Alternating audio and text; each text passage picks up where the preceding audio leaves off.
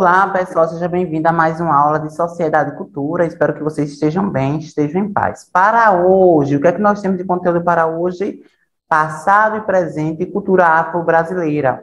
Porque a gente sabe que esse mês de novembro aí ocorre todo um processo de reflexão e conscientização sobre a questão da luta dos povos negros, que tanto contribuíram para a formação da cultura brasileira. Então, diante disso, esse é o nosso conteúdo como uma forma de refletirmos sobre as diversas características e elementos culturais que possuem aí as linhas e crenças de afro-brasileiras, beleza?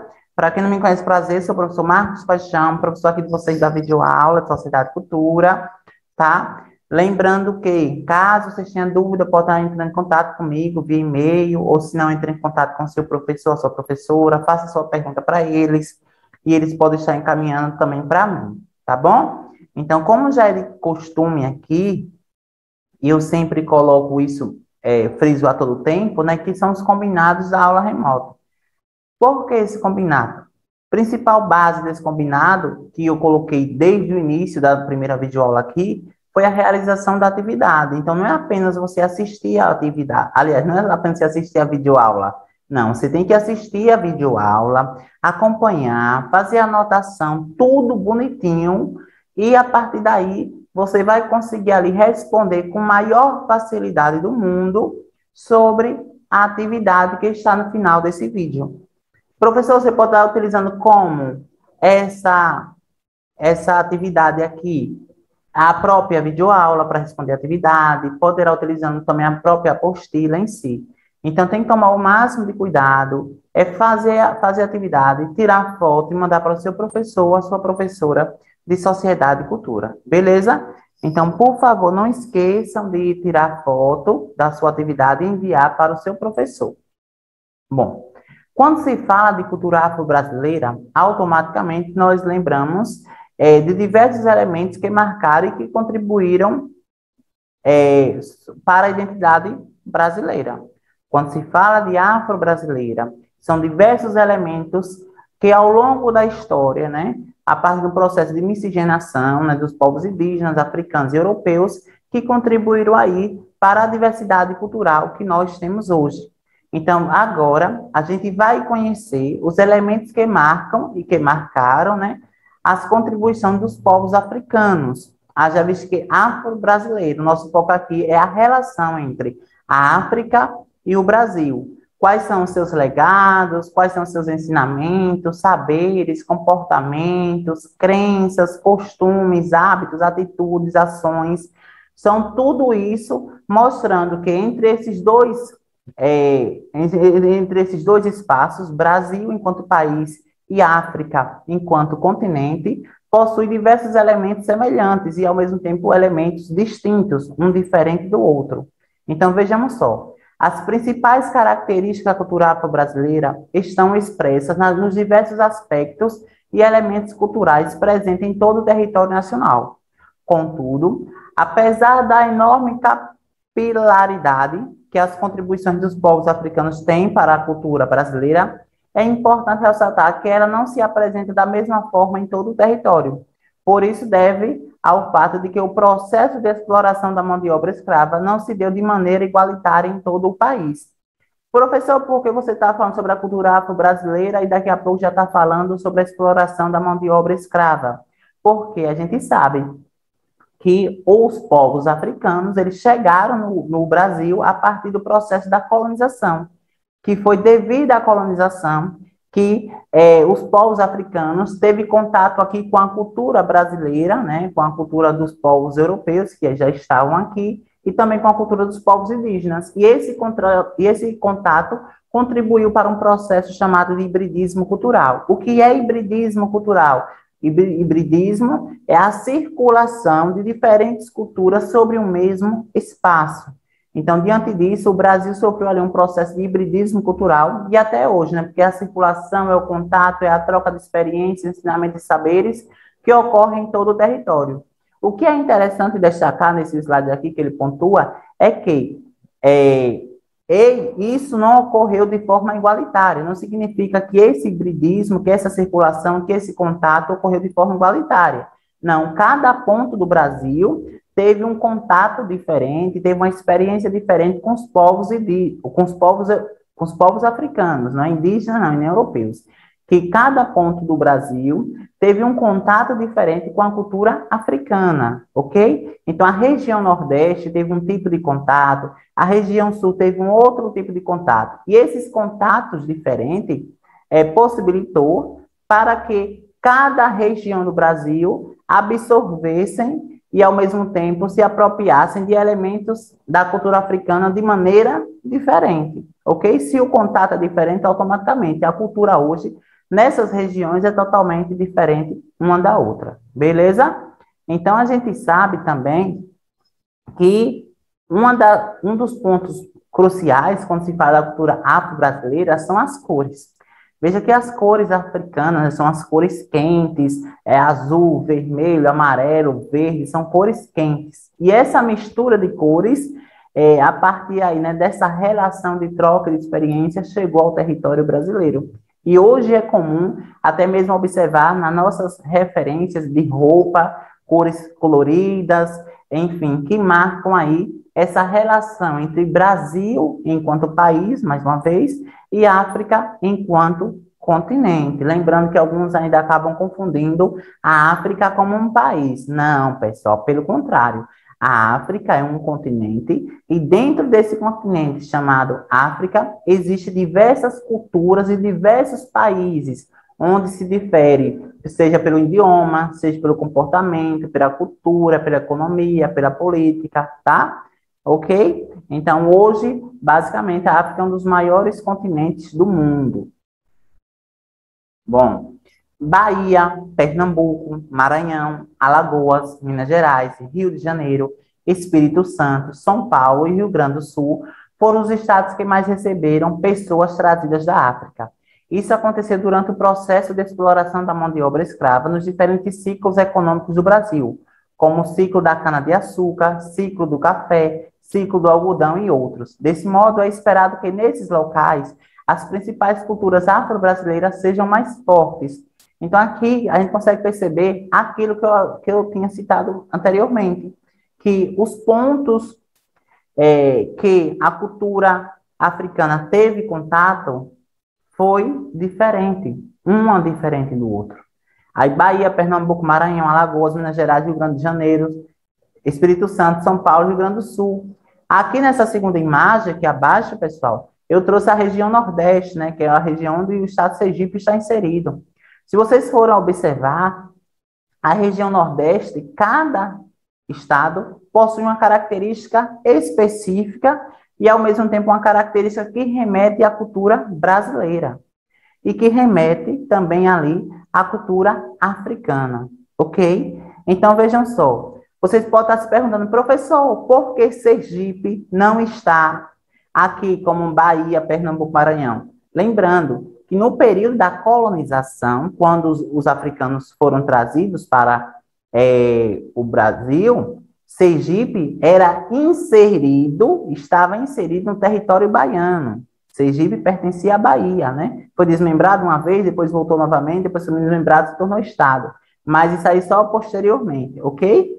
Então, diante disso, quando eu falar aqui Bahia, enquanto contexto da colonização, estou se referindo também a Sergipe, porque Sergipe pertencia à Bahia, tá bom? Então, diante disso, a gente consegue perceber essa relação histórica, é esse viés que eu quero apresentar aqui, uma relação histórica entre Brasil e África, formando ali uma expressão que ficou conhecida a partir, né, agora dos anos 2000 como cultura afro-Brasil, ou África brasileira Brasil, um processo de miscigenação, de circulação de diferentes culturas sobre o mesmo espaço, tá bom? Então, diante disso, como é que a gente pode observar hoje a cultura afro-brasileira? Como é que ocorre essa mistura? É apenas por meio das cores? Não. A gente sabe, pessoal, que a cultura africana, ela está intrínseca, ela é basicamente inseparável à cultura brasileira. A cultura brasileira, ela teve a sua identidade própria, né, uma identidade única, a partir ali da contribuição dos povos africanos. Então, a cultura brasileira está associada totalmente à cultura africana, assim como a cultura europeia e a cultura indígena. Quais são as principais características da cultura afro-brasileira? Então, eu trago aqui o primeiro ponto, a culinária. Na culinária afro-brasileira, destaca-se uma marcante miscigenação com elementos da cultura indígena e portuguesa. A tradicional feijoada brasileira, por exemplo, deriva de um prato português. A feijoada, ela é derivada de um prato português, ligado à Europa. Porém, depois de um certo tempo, foi inserindo outros elementos da cultura africana. A culinária afro-brasileira também é marcada por apresentar sabor marcante. Isso se deve ao uso de substâncias fortes, como o azeite de dendê, que está presente nos pratos típicos, como caruru, vatapá e moqueca. O leite de coco, o quiabo e o feijão preto também são outros alimentos que ressaltam o sabor dessa receita. Destaco que o leite de coco, que o quiabo e o feijão preto é de origem africana, tá? Esses elementos são de origem aí africana. E a partir dessa inserção desses elementos, dessas substâncias dentro da feijoada, ali fez com que a feijoada se tornasse um patrimônio, basicamente, patrimônio material e imaterial do Brasil. Haja vista que tem uma representação, ok, cultural da cultura africana e a cultura brasileira e a cultura europeia. É como se três continentes se encontrassem ao mesmo tempo: Europa, África e América, ok? Em apenas um único prato, em apenas uma única culinária. Além da feijoada, eu destaco aqui o cuscuz, também é de origem africana, o vatapá, o caruru, o dendê, a moqueca, são de origem também africana. Além desse, as especiarias, né? Quem gosta aí de pimenta, pimenta de origem africana, né? Diz a pimenta do reino, enfim. E tantas outras pimentas, malagueta e tudo mais, é de origem africana, tá? Destaco aqui o acarajé. O acarajé é de cultura totalmente africana, ok? E que hoje é um patrimônio material e imaterial do Brasil, tendo como principal estado que produz esse tipo de culinária o estado da Bahia, tá bom? Especificamente ali a cidade de Salvador, capital. É somente a culinária? Não, pessoal. A música e a dança também sofreu esse processo de interferência da cultura africana. Na música e na dança também encontramos algumas das principais características da cultura africana. Aqui, a corporeidade ganha destaque. Ela se faz presente em expressões como o samba, o jongo, o carimbó, o maxixe, o maculelê e o maracatu. Todas essas são extremamente dançantes e exigem a integração de movimento de todo o corpo. Movimento esses que, por vezes, são executados de forma lenta, por vezes acelerada. Esses ritmos aqui, musicais, são de origem africana.